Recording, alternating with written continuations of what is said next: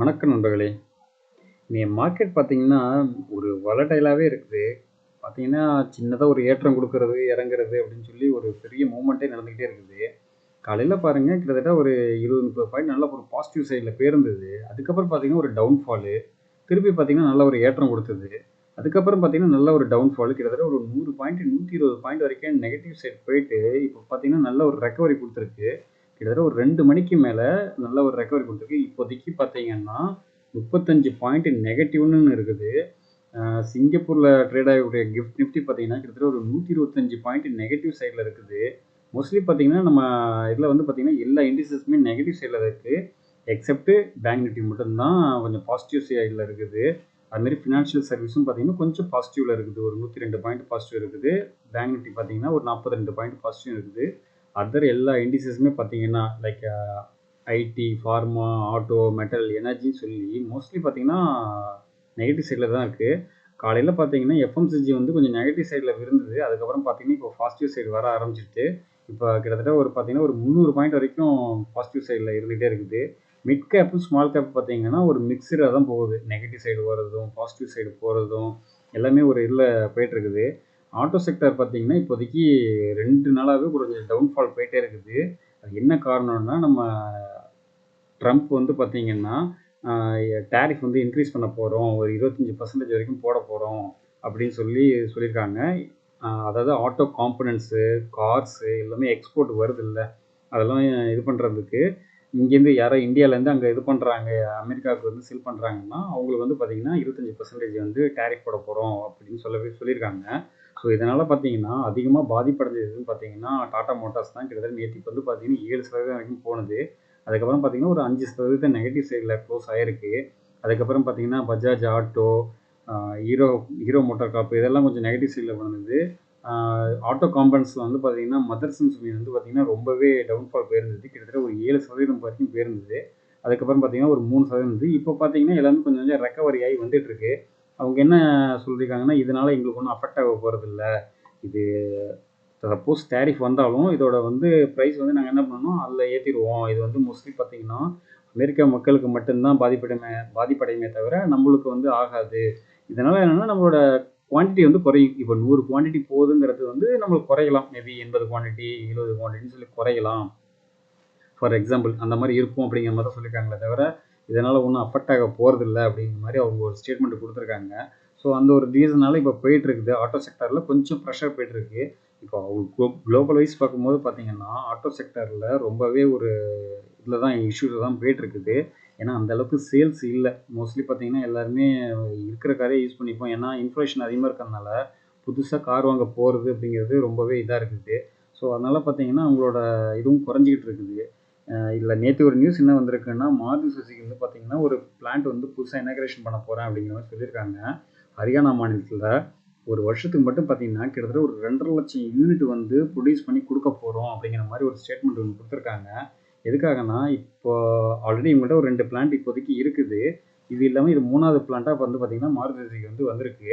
அ ஏன்னா இப்போ வந்து அவங்களுக்கு இந்தியாவில மட்டும் பார்த்தீங்கன்னா, அதிகமா சேல்ஸ் ஆகக்கூடியது எதுன்னு பார்த்தீங்கன்னா, மாருதி சுசுகி தான். அந்த கார் தான் அதிகமா எல்லாரும் வாங்கிட்டு இருக்காங்க. ஸோ, அதனால அந்த இது வந்து டிமாண்ட் வந்து இருக்குங்கிறதுனால, அத ஷார்ட் அவுட் பண்ணணும் அப்படிங்கிறதுக்காக புது பிளான்ட் போட்டு, எல்லாருக்கும் குயிக்கா டெலிவரி பண்ண போறோம் அப்படிங்கிற மாரி சொல்லியிருக்காங்க. இது ஒரு பாசிட்டிவ் நியூஸா மாருதி சுசுகி போயிருக்குது. பட் வேல்யூவேஷன் வைஸ் பார்க்கும்போது ஸ்டில் ஹையர் சைட்ல தான் மாருதி சுசுகி இருக்குது. கொஞ்சம் வெயிட் பண்ணுவோம். நல்ல ஒரு கரெக்ஷன்ல வரும்போது அந்த ஸ்டாக்ஸ் எல்லாம் வாங்க ஆரம்பிக்கலாம். இதுல இன்னொரு விஷயம் என்னன்னா, மாருதி சுசுகில ஃபர்ஸ்ட் டைமா அவங்களோட போர்ட்ல வந்து பார்த்தீங்கன்னா, நம்ம இந்தியால உள்ள ஒரு ஆள் வந்து ஏறி இருக்கிறதா ஒரு ஸ்டேட்மெண்ட் குடுத்துருக்காங்க. பட் அவரோட பேர் இன்னும் எனக்கு கிடைக்கல. கிடைச்சதும் ஃபர்தரா உங்களுக்கு அப்டேட் பண்றேன். இது வந்து மாருதி சுசுகி உள்ள போர்ட்ல வந்து பார்த்தீங்கன்னா, ஃபர்ஸ்ட் டைமா நம்மளோட இந்தியாவிலேருந்து இருக்காங்க. மோஸ்ட்லி பார்த்தீங்கன்னா, அவங்க ஜப்பான் ஆளுங்க அவங்க தான் இருப்பாங்க. இப்போ இது ஃபர்ஸ்ட் டைமா இவங்க வந்து இருக்காங்க. இது வந்து ஒரு பாசிட்டிவ் நியூஸா இருக்குது. வேல்யூவேஷன் வைஸ் கொஞ்சம் அதிகமா இருக்கு. கொஞ்சம் வெயிட் பண்ணுவோம். நல்ல ஒரு ரேஞ்சில வரும்போது கண்டிப்பா அந்த ஸ்டாக்ஸ்லாம் நம்ம பை பண்ண ஆரம்பிக்கலாம். இப்போ வந்து பார்த்தீங்கன்னா, இந்துஸ்தான் பேங்க்கும் பார்த்தீங்கன்னா, கொஞ்சம் டவுன் சைட்ல தான் போயிட்டுருக்குது. இன்னும் ஃபர்தரா கரெக்ஷன் ஆகுறதுக்கு சான்சஸ் இருக்குது. அதுலயும் அவங்க வந்து 28த் இன்னைக்கு தான் வந்து அவங்களோட இதெல்லாம் சொல்லியிருக்காங்க. ஏன்னா உள்ள கமிட்டி வச்சு இவ்ளோ பண்ணதா சொல்லியிருந்தாங்க. உள்ள என்ன நடந்திருக்கு, கரெக்ட்டா இருக்கா இல்லையான்னு ஸ்டேட்மெண்ட்லாம் குடுக்குறோம் அப்படிங்கிற மாரி சொல்லியிருந்தாங்க. அதோட டேட் இன்றைக்கி தான். ஸோ வெயிட் பண்ணுவோம், அவங்க ரிசல்ட் எப்படி கொடுக்குறாங்கன்னு பார்த்துட்டு இது பண்ணலாம். ரெண்டாவது வந்து எம்டிசிஓலாம் மாற்ற போகிறதாவும் ஒரு நியூஸ் ஒன்று வந்திருக்கு. ஸோ அதையும் நம்ம எப்படி இருக்குன்னு பார்ப்போம். இதில் எஃப்ஐ வந்து பார்த்தீங்கன்னா நேற்று வந்து பார்த்தீங்கன்னா நல்ல ஒரு பையிங் சைடில் தான் இருக்காங்க. கிட்டத்தட்ட பாருங்கள் 11,111 கோடிக்கு பை பண்ணியிருக்காங்க. சேல் பண்ணியிருக்கிறது இப்போ டிஐ வந்து சேல் பண்ணியிருக்கிறது பார்த்தீங்கன்னா 2,517 கோடிக்கு டிஐ வந்து சேல் பண்ணியிருக்காங்க. நேற்று 2 பேருமே நல்ல ஒரு பாசிட்டிவில் தான் இருந்திருக்காங்க. அதனால நேற்று மார்க்கெட்டும் பார்த்தீங்கன்னா நல்ல ஒரு பாசிட்டிவ் சைடில் போயிருக்குது. இன்றைக்கி பார்த்தீங்கன்னா ஒரு நெகட்டிவ் சைடில் போயிட்டுருக்கு. பட் ஆனால் நல்லாவே ஒரு ரெக்கவரி ஆகி வந்துகிட்டு இருக்கு. இந்த ட்ரெண்ட் வந்து மேபி அப் ட்ரெண்ட் போகிறதுக்கு பாசிபிலிட்டிஸ் இருக்குது. ஏன்னா இது வரைக்கும் வந்துருச்சு. ஒரு சின்னதாக ஒரு 2-3 நாள் இறக்கும், திருப்பி இதுலேருந்து ஒரு ஏற்றம் கொடுக்கும், திருப்பி இறங்கும், திருப்பி ஏறும், அப்படியே கண்டினியூஸாக போகிறதுக்கு பாசிபிலிட்டிஸ் இருக்குது. பட்டு ஷூராக சொல்ல முடியாது. மார்க்கெட்டோட கண்டிஷன் எப்படி வேணாலும் மாறலாம். என்ன ஒரு விஷயம்னா இதில் வந்து பாருங்கள், இப்போ நேற்று வந்து யூஎஸ் மார்க்கெட்டு நெகட்டிவ் சைடில் தான் க்ளோஸ் ஆகிருக்கு. கிட்டத்தட்ட ஒரு 0.5% மேலே நெகட்டிவில் க்ளோஸ் ஆகிருக்கு. அதேமாரி பார்த்தீங்கன்னா யூரோப்பியன் மார்க்கெட்டும் பார்த்தீங்கன்னா நெகட்டிவில் தான் இப்போ போயிட்டுருக்கு. கொஞ்சம் எஃப்டிஎஸ்சி மட்டும் பாசிட்டிவில் இருக்குது. மற்றபடி எல்லாமே நெகட்டிவில் தான் இருக்குது. ஏஷியன் மார்க்கெட்டும் நெகட்டிவில் தான் இருக்குது. கிட்டத்தட்ட பாருங்கள் நிக்கி வந்து 2%, கிட்டத்தட்ட 750 பாயிண்ட் டவுனு. ஹேங்ஸெங்கும் பாருங்க 152 பாயிண்ட் டவுனில் இருக்குது. ஸோ நம்ம இந்தியா மார்க்கெட்டும் ஆல்ரெடி டவுனில் தான் போயிட்டுருக்குது. ஸோ வெயிட் பண்ணுவோம், அவசரப்பட வேணாம். இதுலேருந்து கோல்டு வந்து பார்த்தீங்கன்னா ஆல் டைம் ஐயா தொட்டுடுச்சு. கிட்டத்தட்ட 8,340 அப்படிங்கிற ரேஞ்சில் போயிட்டுருக்கு. இப்போது இன்றைக்கி மட்டும் பாருங்கள் 105 ரூபா ஏறி இருக்குது. இதில் நெக்ஸ்ட் மந்த் வந்து அக்ஷய திருதியை வேறு வரப்போகுது. ஸோ இது இன்னும் ஃபர்தராக ஏறுறதுக்கு அதிக சான்சஸ் இருக்குது. மோஸ்ட்லி இந்த இயரில் 10,000 ரீச் ஆகிறதுக்கு அதிக பாசிபிலிட்டிஸ் இருக்குது அப்படிங்கிற மாதிரி தான் எல்லா அனலைஸுமே சொல்கிறாங்க. ஸோ கொஞ்சம் கோல்டையும் கொஞ்சம் கன்சிடர் பண்ணுங்கள். உங்கள் போர்ட்ஃபோலியோவில் முடிஞ்ச இடிஎஃபாக வாங்கி வச்சிங்க. அப்படி இல்லைன்னா உங்கள்கிட்ட பணமாக இருந்துச்சுன்னா அட்லீஸ்ட் 1 கிராம் 2 கிராம் சொல்லி. பட் இனிஷியலாக நீங்கள் ஃபண்டு போகிறதுக்கு உங்களுக்கு கஷ்டமாக இருக்கும். பட் ஃப்யூச்சரை பாருங்கள். அதை பார்க்கும்போது இது நல்லாவே ஒரு இன்ஸ்ட்ருமெண்ட்டாக இருக்கும். கோல்டு வந்து பக்காவான இது, அது நல்லா வாங்கி வச்சிங்க. அது சில்வரும் கொஞ்சம் கன்சிடர் பண்ணிங்க. போத் வைஸ் நமக்கு எது நல்லா இருக்கோ, அவங்கள்ட்ட எப்படி ஃபண்ட் இருக்குதோ அதுக்கேற்ற மாதிரி கொஞ்சம் கொஞ்சமாக வாங்கி வச்சுக்கிட்டே இருங்க. இன்றைக்கி வந்து பார்த்திங்கன்னா பேங்க் நிஃப்டியில் வந்து பார்த்திங்கன்னா இன்றைக்கி டாப் கெய்னராக யார் இருந்தது பார்த்திங்கன்னா கோட்டக் பேங்க் தான். கிட்டத்தட்ட ஒரு 2% இப்போ 1.9% நல்லாவே பாசிட்டிவில் இருக்குது. அதுமாதிரி ஹெச்டிஎஃப்சி பேங்க்கு, ஐசிஐசிஐ பேங்க்கு, ஆக்சிஸ் பேங்க்கில் கொஞ்சம் நல்லா சப்போர்ட் பண்ணிகிட்டு இருக்கு. அதனால தான் பார்த்திங்கன்னா மார்க்கெட் வந்து அந்தளவுக்கு இறங்காமல் கொஞ்சம் மேலே ஏறதுக்கும் போயிட்டே இருக்குது. நம்ம நிஃப்டி 50ல் வந்து டாப் கெய்னராக யாருக்கான்னு பார்த்தீங்கன்னா டாடா கன்சியூமர் தான். டாடா கன்சியூமர் 3% மேலே இருக்குது. ஓஎன்ஜிசி வந்து பாருங்கள் 2% மேலே நல்லாவே ஏறி 2.5% இருக்குது. இதில் வந்து பேங்கிங்கும் டாடா மோட்டார்ஸும் இன்றைக்கி ஒரு நல்ல ரெக்கவரி கொடுத்துருக்கு. 1% மேலே நல்லாவே இருக்குது. ஜியோ ஃபினான்ஷியல் வந்து 1.1 வந்திருக்கு. இந்த விஷயம் என்னென்னா இப்போது வந்து ஜியோ ஃபினான்ஷியலும் ஜொமோட்டோவும் வந்து நிஃப்டி 50குள்ளே என்ட்ரி ஆகிட்டாங்க. இதுலேருந்து யார் வெளில போகிறான்னு பார்த்தீங்கன்னா பிபிசிஎல்லும் பிரிட்டானியாவும் வெளில போயிட்டாங்க. ஸோ அவங்க நிஃப்டி 50லேருந்து வெளில போயிட்டாங்க. இவங்க ஜியோ ஃபினான்ஷியலும் ஜொமோட்டோவும் என்ட்ரி ஆகியிருக்காங்க. ஸோ அதனால் பார்த்தீங்கன்னா இன்றைக்கி 1% மேலே நல்லாவே போயிருக்கு. இப்போ நிஃப்டி 50 வந்து ஒரு இண்டெக்ஸ் வந்து டோட்டலாக சேஞ்சஸ் ஆகிட்டே இருக்குது. ஸோ பொறுத்து இருந்து பார்ப்போம். ரீசெண்டாக தான் பார்த்தீங்கன்னா பில்லு கூட இந்த கம்பெனியில் ஆட் ஆகிருந்தது. புதுசாக பில்லும் ட்ரெண்டும் வந்திருந்தது. இப்போ அதேமாரி பார்த்தீங்கன்னா இப்போ ஜியோவும் ஜொமோட்டோவும் வந்திருக்குது. ஸோ எப்படி போகுதுங்கிறத பார்ப்போம்.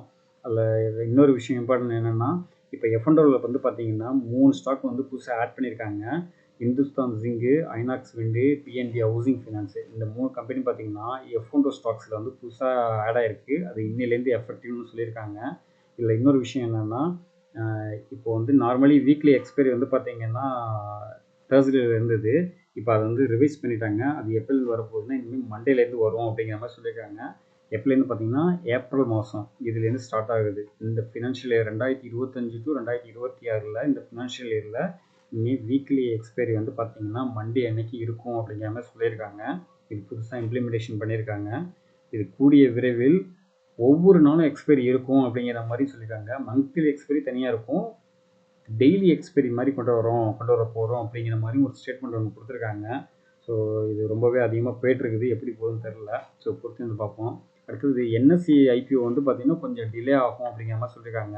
அது என்னன்னு காரணம் பார்க்கும்போது பார்த்திங்கன்னா கொஞ்சம் அந்த டாக்குமெண்ட்ஸ் இதெல்லாம் கொஞ்சம் கரெக்ஷன் இருக்குது. இதெல்லாம் நம்ம இதெல்லாம் முடிச்சுட்டு அதுக்கப்புறமா ஃபர்தராக வந்து இது பண்ணுவோம், அப்ளை பண்ண போகிறோம் அப்படிங்கிற மாதிரி ஒரு சொல்லியிருக்காங்க. இதனால கொஞ்சம் டிலே ஆகும், மேபி 12 மந்த்து கூட ஆகலாம் அப்படிங்கிற மாதிரி சொல்லியிருக்காங்க. மோஸ்ட்லி இந்த ஃபினான்ஷியல் இயரில், அதாவது 2025 டு 2026க்குள்ளே முடிச்சிருவோம் அப்படிங்கிற மாதிரி சொல்கிறாங்க. ஸோ எப்படி இருக்குன்னு பார்ப்போம். அடுத்து வந்து பிஎஸ்சி வந்து பார்த்தீங்கன்னா போனஸ் ஷேர் இஷ்யூ பண்ண போகிறாங்க. அதோட மீட்டிங் வந்து பார்த்தீங்கன்னா 30 மார்ச் இருக்குது அப்படிங்கிற மாதிரி சொல்லியிருக்காங்க. ஸோ பிஃபோராக வந்து 2022 வந்து கொடுத்துருந்தாங்க, போனஸ் ஷேர் இஷ்யூ பண்ணியிருந்தாங்க. அதுக்கப்புறம் பார்த்தீங்கன்னா இப்போ 2025 பண்ணுறாங்க. ஸோ பிஎஸ்சிக்கு காம்படிட்டர் இப்போ என்எஸ்சி வரப்போகுது. ஸோ பிஎஸ்சி ஷேரும் நல்ல ஷேர் தான். அதை எப்படி போனஸ் இஷ்யூ வருதுங்கிறத பார்ப்போம். பார்த்துட்டு அதுக்கப்புறம் ஃபர்தராக அந்த ஷேரிங் கன்சிடர் பண்ணலாமா என்னன்னு பார்த்துட்டு டிசிஷன் எடுத்துக்கலாம். ஸோ இன்னைக்கு கொடுத்த இன்ஃபர்மேஷன் எல்லாமே யூஸ்ஃபுல்லாக இருக்கும்னு நினைக்கிறேன். அடுத்த இன்ஃபர்மேஷனோட அடுத்த வீடியோ சந்திப்போம். நன்றி நண்பர்களே.